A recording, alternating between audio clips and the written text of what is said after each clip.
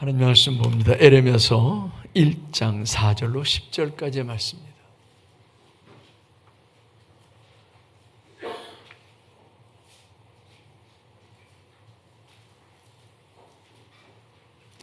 에레미야서 1장 4절로 10절까지의 말씀. 찾으셨어요? 같이 읽습니다. 시작. 여호와의 말씀이 내게 임하니라. 이르시되 내가 너를 모태에 짓기 전에 너를 알았고 내가 배에서 나오기 전에 너를 성별하였고 너를 여러 나라의 선지자로 세웠노라 하시기로 내가 이르되 슬프도소이다. 주 여호와여 보소서 나는 아이라 말할 줄을 알지 못하나이다 하니 여호와께서 내게 이르시되 너는 아이라 말하지 말고 내가 너를 누구에게 보내든지 너는 가며 내가 내게 무엇을 명령하든지 너는 말할지니라. 너는 그들 때문에 두려워하지 말라. 내가 너와 함께하여 너를 구원하리라. 나 여호와의 말이니라 하시고 여호와께서 그의 손을 내밀어 내 입에 대시며 여호와께서 내게 이르시되 보라 내가 내 말을 내 입에 두었노라. 보라 내가 오늘 너를 여러 나라와 여러 왕국 위에 세워 내가 그것들을 뽑고 파괴하며 파멸하고 넘어뜨리며 건설하고 심게 하였느니라 하시니라. 아멘. 할렐루야. 이번 주일이 무슨 주일이에요? 6월 첫째 주일, 그렇죠? 6월 첫째 주일. 6월 첫째 주일은 우리 감리교회에서는 항상 평신도 주일로 지킵니다. 우리 감리교회에서는 평신도를 굉장히 중요하게 생각합니다. 왜냐하면 감리교회의 그 시작 자체가 평신도로부터 시작됐기 때문에 그래요. 평신도들이 교회를 이루죠. 즉 작은 밴드를 이루어요. 요즘으로 말하면 속회예요. 그래서 감리교회는 사실 속회가 살아있어야 제대로 된 감리교회예요. 속회가 죽었다 그러면 제대로 된 감리교회가 아닙니다. 왜냐하면 감리교회는 속회로부터 시작을 했어요. 그래서 요한에슬레가 복음을 전하고 그리고 믿겠다고 하는 사람들이 있으면 그러면 그 사람들을 12명씩 밴드로 묶었어요. 밴드로 묶고 그리고 그 중에 이제 밴드장을 하나 세우지요. 그리고 그 밴드에서 일주일에 한 번씩 모여서 예배하고 기도하고 성경을 읽고 헌금을 하고 사회봉사를 하고 구제하고 이런 일들 나중에는 징계까지 다 했어요. 그러니까 스몰 처치예요. 12명의 작은 교회예요. 이런 교회들이 많이 그 지역에 많이 있는 거예요. 그러다 보니까 그런 밴드 연합체가 이제 지방회가 되고 또 그보다 큰 그 조직인 연회가 되고 그러다 보니까 감리교회가 생기고 이렇게 되었던 거죠. 그래서 감리교회는 평신도들을 굉장히 중요하게 생각을 합니다. 그래서 회의를 할 때도 1대1이에요. 목회자 1, 평신도 1이에요. 그래서 평신도들도 여자들을 어느 정도 안배해라. 그래서 여자들의 숫자를 이렇게 집어넣도록 그렇게 돼 있고요. 지난번 같은 경우에는 이제 연회의 그 평신도 대표들 중에 40대 이하의 평신도 대표를 몇 프로를 집어넣어라 이렇게 해가지고 한번 밝게 뒤집어졌어요. 왜 그러냐면 이제 교회에서 직분을 받고 그리고 지방의 대표가 되려면 보통 집사 권사가 되고 이제 장로 같은 경우에는 이제 당연직으로 지방의 대표가 되고 연회 회원이 됩니다. 그래서 장로의 수는 빼지만 그 정수를 채우면 12명이 지방의 대표가 돼요. 근데 그 중에 청년회장을 빼놓고는 거의 다가 교회마다 노땅들이에요. 50세 이상이 다 넘었어요. 요즘은 이제 교회가 노령화되다 보니까 훨씬 더 심각해졌죠. 그러니까 40세 이하의 지방의 대표를 보내고, 그리고 그 지방의 대표가 연회 대표가 된다라고 하는 것은 쉽지 않은 일이에요. 그런 시대가 되어버렸어요. 그래서 지방회가 끝나고 그리고 연회가 열리기 전에 연회 대표를 보내면서 한참 이제 발칵 뒤집어진 적이 있습니다. 여하튼간에 감리교회는 이렇게 평신도들을 중요하게 생각합니다. 그런데 정작 평신도들은 자신을 별로 중요하게 생각하지 않는 것 같아요. 여러분들은 여러분들 스스로를 중요하게 생각하셔야 되거든요. 오늘 이제 예배 마치면 뭐가 이루어져요? 임원회가 이루어지죠. 임원회가 이루어지면 우리 18세 이상으로 입교인들은 임원회에 참석을 하셔야 됩니다. 18세가 넘었고 세례를 받았고 입교식을 했다라고 한다면 이 자리에 있어야 되는 거예요. 왜요? 임원회예요. 임원회이고, 그리고 이제 임원은 집사, 권사, 장로, 그리고 목회자들이 임원이에요. 근데 18세 이상으로 입교인들은 왜 참석하느냐? 집사가 아닌데도 왜 참석하느냐? 교회가 어떻게 돌아가는지를 알아야 돼요. 교회가 어떻게 돌아가는지. 지난 3개월 동안 어떤 일을 해왔고 앞으로 3개월은 뭘 할 거고, 그리고 지난 3개월 동안 각 기관들이 어떤 일을 해왔고 앞으로 3개월 동안 어떤 일을 할 거고, 지난 3개월 동안 교회 재정은 수입이 어땠고 지출은 어땠고 앞으로는 어떻게 수입이 되고 그리고 지출이 될 것인지, 이런 교회 살림들을 알아야 돼요. 근데 그런 걸 알지 못하잖아요. 그러면 어떻게 생각하느냐면 세상 사람들하고 똑같이 생각하더라고요. 어떻게 생각하느냐면 교회 헌금 다 목사님이 갔잖아요. 이러더라고요. 제가 처음에 그 소리를 듣고 되게 놀랐어요. 왜냐하면 저는 아주 어려서부터 교회에 다녔기 때문에 교회가 어떻게 돌아가는지를 알잖아요. 그리고 제가 집사가 되기 전에 교회 임원회를 참석을 하면서 교회가 이렇게 재정이 운영되는구나 라고 하는 걸 제가 알고 있었기 때문에 다른 사람들도 당연히 그런 줄 알았어요. 근데 교회 다닌다라고 하는 사람이 그렇게 얘기를 하더라고요.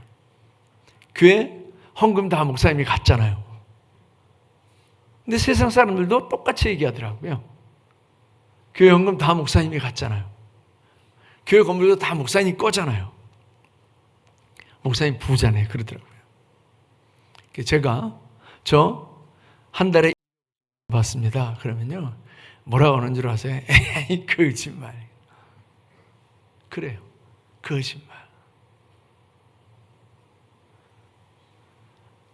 교회 돌아가는 걸 알아야, 그래야 책임 있게 교회를 하려고 그래요. 근데 그걸 안 하면요 지들이 하겠지 뭐 알아서 하겠지 이렇게 돼요. 그래서 평신도들이 교회 살림에 관심을 가지고, 평신도들이 성경에 관심을 가지고, 평신도들이 예배하는 데 관심을 가지고, 기도하는 데 관심을 가지고 이래야 됩니다. 이게 감리교 평신도들이에요. 근데 그냥 교회 나와주면 다 되는 줄 알고요. 교회도 그냥 나오는 게 아니고 나와주는 거예요. 나와주면 다 되는 줄 알고. 아니에요. 오늘 본 말씀에 예레미야라고 하는 사람, 이스라엘이 포로로 잡혀간 것이 BC 586년이거든요. 그래서 BC 다 팔려. 그러니까 586년에 바벨론에 포로로 잡혀가요. 팔려가죠. 그들이 죄 때문에 팔려가는 거예요. 그리고 그 어간부터 해서 그 다음에 이제 50년간 사역을 해요. 이 예레미야가 사역을 해요. 근데 예레미야라고 하는 사람 자기 스스로를 뭐라고 했냐면 나는 아이라 말할 줄을 알지 못한 아이다 이렇게 표현했어요. 자기 스스로를 아이라고 표현을 했어요. 근데 오늘날 많은 성도들이 그렇게 생각합니다. 내가 뭘 한다고. 그래서 뭘 시키면 뭐라고 하는 줄 아세요? 제가요? 제가요? 요즘 MZ세대가 그런다고 그러죠. 뭘 시키면 왜요? 제가요? 그런다고 그러죠. 근데 성도들이 그러고 있다니까요. 제가요? 왜요? 이러고 있다니까요. 아멘 하던 그 아멘은 사라지고 그러고 있어요. 이 에레미야에게 하나님께서 사명을 주셨을 때 에레미야가 그렇게 얘기했다니까요. 나는 아이라. 나는 말할 줄 알지 못하나이다. 많은 성도들이 그냥 아이로 남아있어요. 10년이 지나면 10살짜리가 돼야 되잖아요. 20년이 지나면 청년이 돼야 되잖아요. 30년이 지나면 원숙해져야 되잖아요. 그런데 성도들이 맨날 아이예요. 씻겨줘야 되고 먹여줘야 되고 이끌어줘야 되고 요거 일을 하라고 짚어줘야 되고 맨날 그러고 있어요. 예레미야처럼 나는 아이라. 아유, 나 같은 게 뭘 한다고요? 이러고 있다니까요. 아니요. 오늘 본 말씀이 이 예레미야라고 하는 사람, 자기는 그렇게 생각했어요. 자기는 그렇게 생각했는데 하나님의 생각은 달랐어요. 우리는 내 생각으로 신앙생활하면 아무것도 못합니다. 늘 그런다니까요. 나는 아이라. 나는 아무것도 할 줄 아는 게 없습니다. 이런다니까요. 그런데 하나님은 달라요. 내가 죄인입니다라고 가슴을 칠 때에 하나님께서는 우리를 향해서 너는 의인이라고 말씀하세요. 나는 아이라 아무것도 할 줄 모릅니다라고 할 때 하나님께서 내가 너와 함께하리라고 그렇게 말씀하세요. 오늘 말씀 가지고 이제 제목이 뭐예요? 희망의 사람이라고 하는 제목으로 말씀을 나누는 겁니다. 예레미야가 희망의 사람이에요. 그런데 사실 예레미야의 메시지를 보면 희망의 메시지가 거의 없습니다. 예레미야서를 쭉 읽어보시면 예레미야서를 읽으면 막 희망이 막 불끈불끈 솟고 소망이 막 퐁퐁 솟아나오고 이게 별로 없어요. 거의 없어요. 읽어보시니까 대부분 어떤 메시지예요? 하나님께로 돌아와라. 안 돌아오면 죽어 이거예요. 예레미야가 아수르의 이스라엘은 벌써 다 팔려갔고요. BC 722년에 다 팔려갔고 이제 이스라엘이 남은 거예요. 유대의 12지파 중에 2지파 남은 거예요.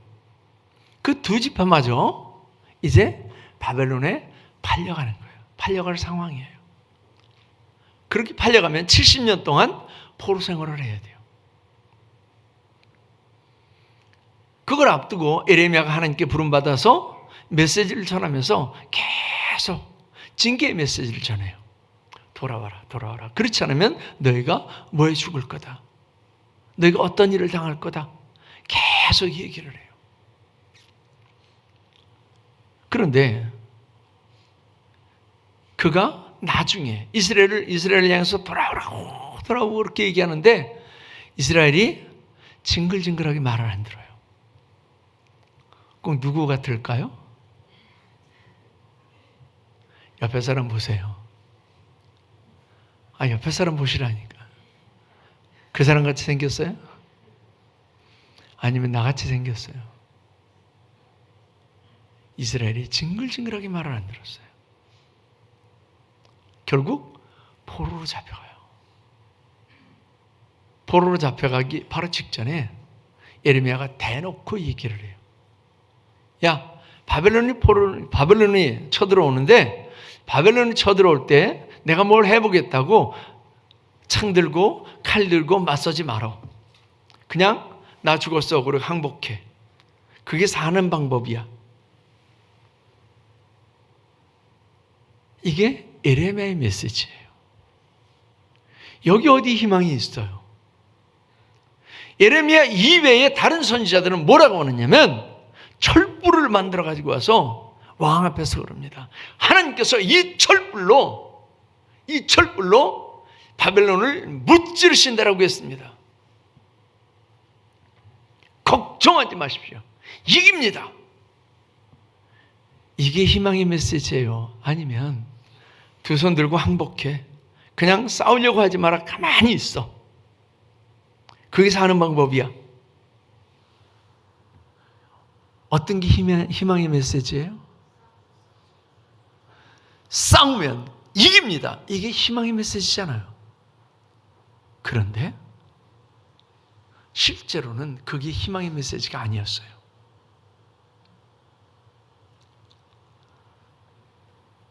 몽고군이 쳐들어오고 그리고 남한산성에 왕이 도피를 했죠.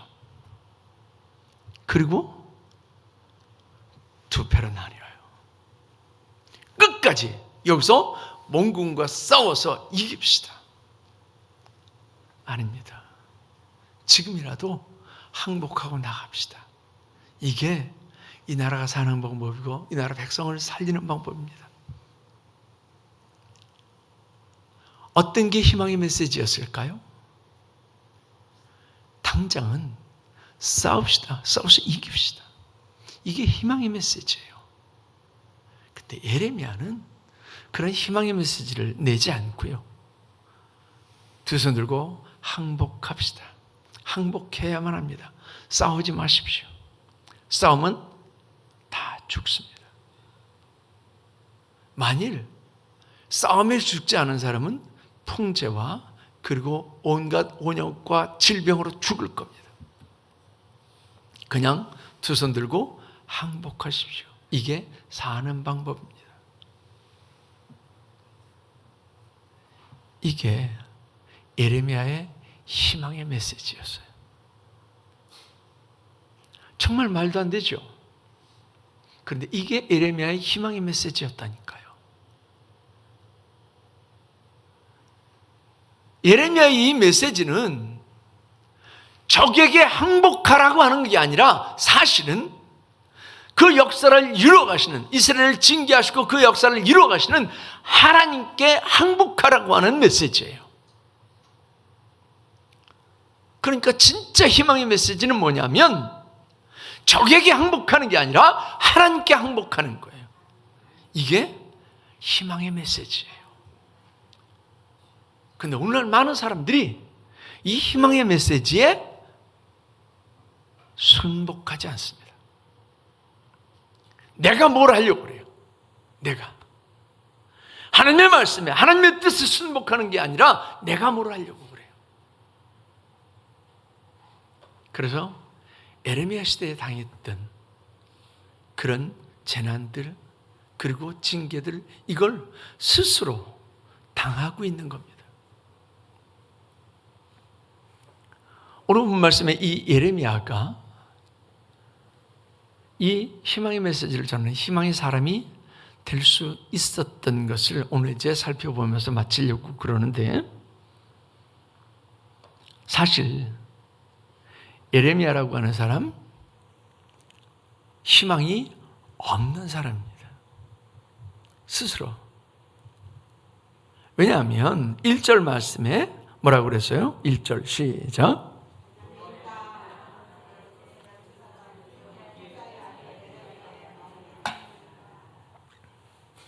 예레미야가 어떤 사람이라고요?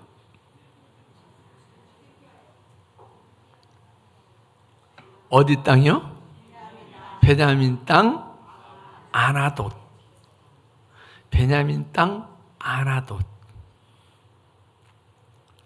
여기 사람이에요. 근데 그 선조가 누구예요?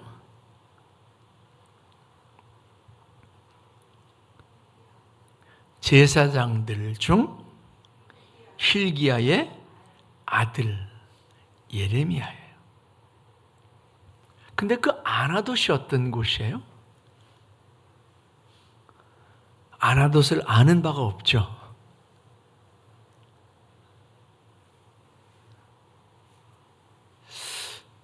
우리 왕에게 대들면 뭐예요? 죽여요.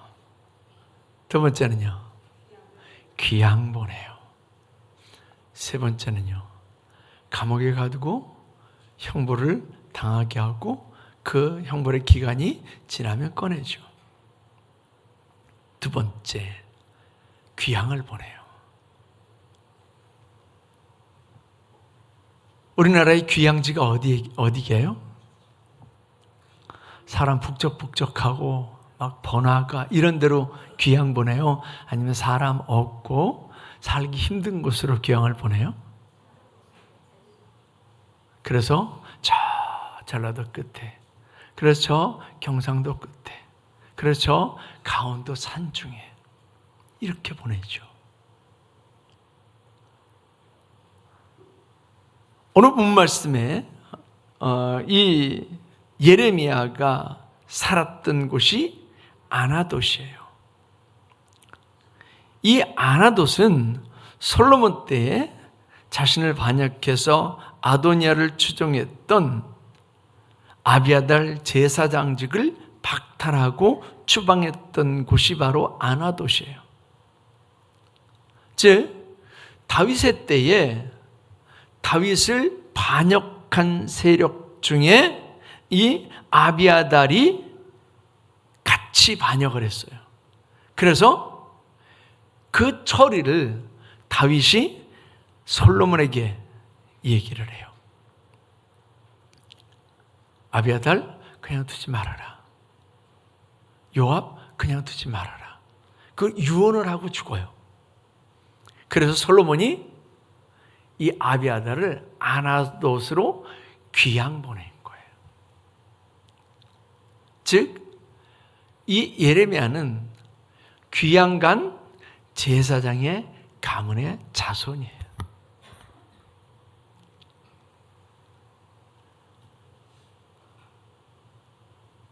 외적으로 보면 실패한 제사장 가문의 출신이죠. 즉 내세울 곳이 없다라고 하는 거예요. 어디 가가지고 나 아나돗에서 온 제사장이야. 그러면 사람들이 뭐라고 했을까요? 저런 반역자. 이렇게 얘기했을 거 아니에요.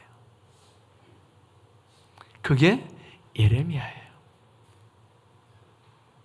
그래서 이 사람은 어디 가가지고 나 아나돗에서 온 제사장이야 이 얘기를 했을까요? 안 했을까요? 안 했을 거예요. 자신의 신분이나 자신의 처지가 부끄러우면 결코 내세우지 않죠. 즉 그는 내세울 곳이 없는 가문의 사람이었던 겁니다. 그런데 하나님께서 하나님의 일을 하실 때에 대부분 이렇게 내세울 것이 없는 사람을 통해서 하나님께서 일을 하시더라고요. 왜요? 내세울 것이 많은 사람은 이렇게 어깨가 올라가고 목이 곧고 교만하잖아요. 그래서 그런 사람 하나님께서 잘 안 쓰세요. 어떤 사람 쓰세요? 나는 아이라 말할 줄을 알지 못하나이다. 이런 사람. 주여 보낼 만한 자를 보내소서. 이런 사람. 주의 계집종이오니 주의 뜻대로 하시옵소서. 이런 사람. 정말 내세울 것이 없는 그런 사람을 통해서 하나님께서 일하세요. 아브라함이라고 하는 사람, 아주 유명하고 대단한 사람, 이런 사람이 아니었어요. 성경에 기록되기 전까지는 아브라함이라고 하는 사람, 그 누구도 거론하지 않았던 사람이에요. 아브라함뿐이겠어요? 야곱은요? 맏아들이 아니에요. 둘째 아들이에요. 그런데 그 야곱을 통해서 일하세요. 요셉은요, 11번째 아들. 그것도 팔려간 노예. 이 사람을 하나님께서 사용하시죠. 다윗은요, 위에 7형이 있고, 그리고 막내예요. 아무도 그 막내가 왕이 되리라고 생각조차 상상조차 하지 않았던 그 사람이에요. 그냥 양이나 치던 사람. 예수님의 제자들 중에 대단한 사람이 있나요? 한가득 하던 사람 없어요. 물고기 잡아먹던 사람 그나마 최고로 그래도 봐줄 만한 사람 누가는 의사였죠. 바울 같은 사람은 사실은 공의의 회원이었기 때문에 다른 사람이 이렇게 알아줄 만하죠. 그런데 그 사람조차도 예수 믿는 사람들을 잡아다 죽이던 그런 사람이었어요. 죄인 중에 괴수. 하나님께서 하나님의 일을 하실 때에 이렇게 내세울 것이 없는 사람을 통해서 하나님의 일을 하세요. 여러분들은 뭘 내세울 수 있겠어요? 속으로 그러시는데요. 미모. 어떤 분은 머리. 어떤 분은 힘. 어떤 분은 재능. 이럴지도 모르겠습니다. 근데 사실 우리가 그러잖아요. 대부분 하나님께 내세울 것이 별로 없잖아요. 하나님께 뿐이겠어요. 사람들 앞에도 별로 내세울 게 없어요. 저도 사실 별로 내세울 게 없어요. 서울에 S대 나온 것도 아니고요. 저는 S대 나오기는 했어요. 근데 서울의 S대가 아니니까. 여튼 간에 내세울 것이 별로 없는 사람을 하나님께서 사용하십니다. 그래서 우리에게 소망이 있어요. 그래서 우리에게 소망이 있어요. 내세울 것이 있다라고 하면 소망이 없을지도 모르지만 내세울 것이 없기 때문에 저와 여러분들이 하나님께서 택하시고 하나님께서 사용하실 만한 소망이 있는 줄을 믿습니다. 그는 이렇게 실패한 제사장 가문의 사람이었기 때문에 외적으로 본다면 희망이 없는 사람이에요. 근데 그것뿐이 아니에요. 그는 내적으로도 희망이 없는 사람이에요. 금방 우리가 나눴죠. 나는 뭐다? 아이라. 말할 줄을 알지 못하나이다. 자기를 아이라고 표현했어요. 아이는 어떻게 해요? 아이는 이쁘죠. 그냥 그 자체만으로 이쁘죠. 그런데 아이는 무능력해요. 무기력하고 유약하고 미성숙해요. 그래서 어떤 일 앞에서는 아이는 별로 쓸모가 없어요. 힘 있는 장정들이 필요하죠. 아이는 별로 쓸모가 없어요. 그런데 에레미야는 자기 자신을 아이라고 표현했습니다. 즉 에레미야는 자존감이 낮았다라고 하는 얘기예요. 성경학자들은 에레미야가 아마도 부름을 받을 이 시점에 한 20세 정도 됐을 거다라고 그렇게 추정을 합니다. 왜 그러냐면 그 이후에도 50여 년간 그가 사역을 했기 때문에 그래요. 그러면 한 70세 정도 사역을 했다라고 하는 얘기죠. 그때 당시에 사람들의 그 평균 수명들을 따지면 그 정도는 됐을 거다라고 그렇게 봅니다. 그런데 그 예레미야가 자기 자신을 아이라고 그렇게 표현을 했습니다. 즉 자기 자신에 대해서 자신이 없었다라고 하는 얘기죠. 아이처럼 자존감이 낮은 사람이었어요. 그래서 하나님의 선지자로서의 자격이 없다라고 생각을 했던 겁니다. 자존감이 높은 사람과 자존감이 낮은 사람, 어떤 차이가 있을까요? 자존감이 높은 사람들은 어떤 일에든지 자신감이 있어요. 자존감이 낮은 사람들은요, 자신감이 없어요. 뭘 안 하려고 그래요. 자존감이 높은 사람은 뭐라도 하려고 그래요.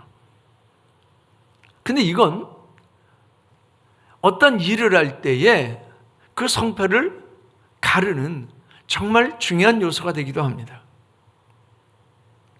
그냥 무턱대고 대들어서 해보자, 할 수 있다 이러는 사람과 아유 안 될 것 같아, 못해 이런 사람은요 출발선 자체가 다른 거예요. 그래서 그 자존감을 회복하는 게 참 중요합니다. 그런데 낮은 자존감은 어디서 오느냐면 상처에서 와요. 상처가 있으면 사람은 자존감이 자꾸 낮아져요. 근데 상처가 별로 없잖아요. 그리고 상처를 극복해 봤잖아요. 그러면 자존감이 이렇게 높아져요. 그렇다고 해서 우리 아이는 왕의 유전자를 가지고 있으니까 얘기할 때 공손하게 얘기하고 그런 정신 나간 얘기는 하지 말고요. 아이들로 하여금 자존감을 높일 수 있도록 아이들을 독려하고 그리고 자신감을 심어줄 수 있는 건 중요하죠. 근데 사실 우리가 자라면서 그러지 못한 경우가 참 많습니다. 야단맞고 비교당하고 막 이래가면서 상처받고 자존감이 낮은 상태로 살아가는 경우가 참 많이 있죠. 근데 이 예레미야는 아예 태생부터가 그래요. 아까 말씀드린 것처럼 태생부터가 나는 실패한 제사장 가문의 사람이야. 나는 반역자의 아들이야. 이거요. 그러니까 자존감이 낮을 수밖에 없는 거죠. 그런데 하나님께서 어느 날 딱 나타나셔가지고 야, 내가 너 보낸다. 그러니까 예레미야가 자기 스스로를 그렇게 표현한 거죠. 나는 아이라 말할 줄 알지 못하나이다. 제가 박사학위 논문을 쓰면서 설문을 했거든요. 우리 지방의 목사님들 그리고 아는 그 목사님들만 대상으로 해서 설문을 했어요. 쭉 설문해서 그 50가지 이상 되는 설문지를 가지고 설문을 했어요. 근데 설문을 딱 해서 딱 놓고 봤는데 어떤 게 나타나는지 아세요? 큰 교회 목사님들 또 목회에 성공했다라고 보여지는 목사님들과 개척교회, 미자립교회 목사님들의 의식이 다르더라고요.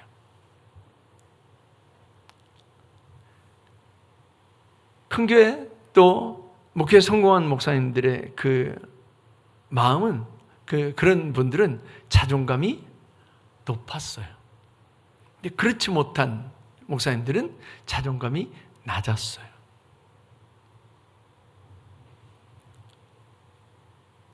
데이터가 그냥 딱 보이더라고요. 이건 목회자들뿐만 아니라 성도들도 똑같아요. 성도들도 똑같아서 자존감이 높은 사람은 뭐든지 하려고 하고 그리고 성공합니다. 자존감이 낮은 사람은요. 안 하려고 그러고 실패할 확률이 높습니다.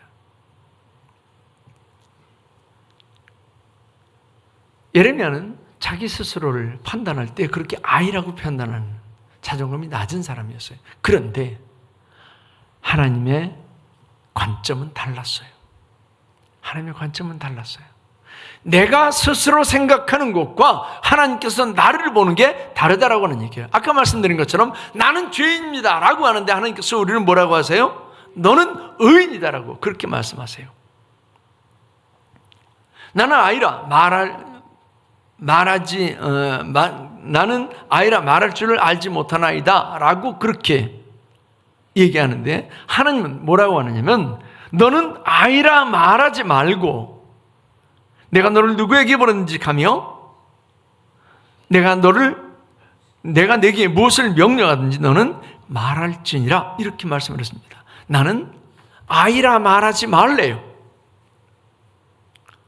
즉 하나님께서 그 예레미야를 아이로 보지 않는다는 얘기예요. 무기력하고 무능력하고 유약하고 그리고 미성숙한 아이로 보는 것이 아니라 하나님의 일들을 충분히 해낼 수 있는 그 능력의 사람으로 보고 있다라고 하는 거예요. 중요한 건 내가 나를 보는 거 이게 아니라 하나님께서 나를 어떤 사람으로 보느냐라고 하는 게 중요한 겁니다. 이게 신앙이에요. 세상은 나를 알라고 하잖아요. 그런데 우리 신앙은 하나님을 알아야 돼요. 하나님을 알지 못하면 나만 알게 돼요. 나는 다른 사람들과 비교하면 별로 내세울 것이 없는 사람이에요. 근데 하나님께서는 나를 최고로 여기세요. 나를 유일하게 여기세요. 그래서 나를 통해서 세상 사람들과 비교해서 별로 내세울 것 없는 나를 통해서 하나님께서 하나님의 일을 하세요. 그래서 우리는 아이라 말하지 말아야 돼요. 아이라 말하지 말고 그렇게 말씀을 했거든요. 왜요? 우리의 말은요, 우리 의식을 만들어요. 그래서 긍정적인 말을 하는 사람들은 긍정적인 의식으로 자꾸 바뀌어져 가게 돼요. 근데 부정적인 말을 하는 사람들은 그 의식이 자꾸 부정적으로 만들어져 가요. 그러면 일을 할 수가 없게 됩니다. 해봅시다. 합시다. 하면 됩니다. 할 수 있습니다. 이렇게 돼야 되는데, 아유, 그걸 뭐로 하느냐고. 안 될 거라고. 못한다고. 하지 말자고. 이런 사람은 자꾸 그쪽으로 가요. 그래서 하나님께서 아이라 말하지 말라고 합니다. 그래서 우리 입에서 아이라 말하는, 즉 부정적인 언어는 제거해야 돼요. 그게 입 밖으로 나오는 순간 내 의식 그리고 다른 사람들의 의식을 만들어가기 시작을 해요. 근데 이걸 입 밖으로 안 내잖아요. 그럼 어찌하든지 간에 그 의식들이 만들어지질 않아요. 그래서 하나님께서 예레미야를 향해서 너는 아이라 말하지 말고 내가 너를 누구에게 보내든지 너는 가며 내가 내게 무엇을 명령하든지 너는 말할지니라 라고 그렇게 말씀을 하신 겁니다. 그러면서 또한 너는 그들 때문에 두려워하지 말라. 내가 너와 함께하여 너를 구원하리라. 나 여호와의 말이니라. 즉 나이가 어려서 하나님 앞에 엄청나게 패역을 일삼는 이스라엘 백성들 앞에 두려워 떨 수밖에 없는 에레미야지만 하나님은 에레미야를 이미 모태 짓기 전부터 알고 계셨고 하나님의 보내심에 순종해서 가기만 하면 하나님이 책임지신다라고 하는 그런 약속을 하고 있는 겁니다. 모든 사람이 동으로 갈 때 내가 혼자 서로 간다라고 하는 건 힘든 일이에요. 모든 사람이 막 범죄하는데 나 혼자 중심을 지킨다라고 하는 건 힘든 얘기예요. 400명 이상의 그 선지자들이 이깁니다. 싸우러 갑시다. 싸우면 이깁니다. 이 철불로 이길 겁니다. 이러는데 자기 혼자 안 됩니다. 싸우러 가면 죽습니다. 다 죽습니다. 항복해야 됩니다. 이게 쉬워요? 쉽지 않아요. 예레미야가 그러니까 와서 뺨을 치면서 그러죠. 하나님의 신이 언제 나를 떠나서 너한테 가냐? 예레미야가 그러죠. 네가 숨는 날 알게 될 거다. 자기 혼자 뭔가를 주장하고 자기 혼자 싸운다라고 하는 건 결코 쉽지 않은 일입니다. 온 세상이 패역하고 온 세상이 범죄하고 온 세상이 불신앙인데 나가서 예수 믿으라고 복음을 전한다라고 하는 것은 결코 쉽지 않은 일입니다. 그래서 우리에게는 뒷배가 필요합니다. 든든한 뒷배가 필요해요. 그걸 하나님께서 해주시겠다라고 해요. 그래서 그렇게 말씀하신 거죠. 너는 그들 때문에 두려워하지 말라. 내가 너와 함께하여 너를 구원하리라. 나 여호와의 말이니라. 내가 너와 함께한다라고 하는 거예요. 하나님께서 저와 여러분들을 에레미야처럼 부르셨어요? 안 부르셨어요? 부른 것 같기도 하고 안 부른 것 같기도 하고 그래요? 하나님께서 저와 여러분들을 다 부르셨어요. 뭘로요? 복음으로 부르셨어요. 그렇기 때문에 여기 있는 거예요. 그렇다면 우리가 해야 할 일이 있는 거죠. 예레미야처럼 해야 할 일이 있는 거예요. 근데 두렵죠. 그때 예수님께서 우리에게 하신 약속이 있어요. 하늘과 땅의 모든 권세를 내게 주셨으니 그러므로 너희는 가서 모든 민족을 제자로 삼아 아버지와 아들과 성령의 이름으로 세례를 베풀고 내가 너희에게 분부한 모든 것을 가르쳐 지키게 하라 이렇게 말씀하셨어요. 그리고 그 뒤에 무슨 약속하세요? 볼지어다 내가 세상 끝날까지 너희와 항상 함께 있으리라. 그 얘기는 내가 너희의 뒷바가 되어줄게 이 말씀이에요. 그러니까 두려워하지 말고 나가라고 하는 얘기죠. 에레미야는 희망의 사람이 될 수 없을 만한 필요 충분 조건을 다 가지고 있는 사람이에요. 실패한 제사장의 가문, 반역자의 아들입니다. 에레미야는 자기 스스로를 아이로 표현하는 자존감 바닥인 사람입니다. 그런데도 그가 희망의 사람이 될 수 있었던 것은 하나님께서 그를 부르셨고 하나님께서 함께 하신다라고 하셨기 때문인 줄 믿습니다. 저 여러분들이 얼마든지 희망의 사람이 될 수 있는 것은 이렇게 하나님께서 우리를 부르셨고 하나님께서 우리와 함께 하시기 때문인 줄 믿습니다. 저 여러분들이 이제 세상에 나가서 희망을 말하고 또 많은 사람들이 희망으로 이끄는 희망의 사람이 다 될 수 있기를 축원합니다. 기도하겠습니다. 할렐루야. 아버지 감사를 드립니다. 오늘도 하나님께서 저희들에게 참으로 귀한 시간으로 허락하시고 귀한 말씀을 나눌 수 있도록 인도하심을 감사를 드립니다. 아버지 하나님, 우리가 감리교회 평신도로서 희망의 사람이 되어지게 하여 주시옵소서. 나는 아이라 말할 줄 알지 못하나이다라고 그렇게 스스로를 생각하는 우리가 아니라 하나님께서 내가 너와 함께 할 때니까 누구에게든지 어디에든지 가서 내가 말하라고 하는 것을 말하라고 하는 주님의 음성을 듣고 힘있게 나아가서 평신도 역할을 잘 감당하고 희망의 사람이 되는 우리 모두가 될 수 있도록 인도하여 주시옵소서. 주님께서 오늘도 귀한 말씀 주심을 감사하며 예수님의 이름으로 기도하옵나이다. 아멘.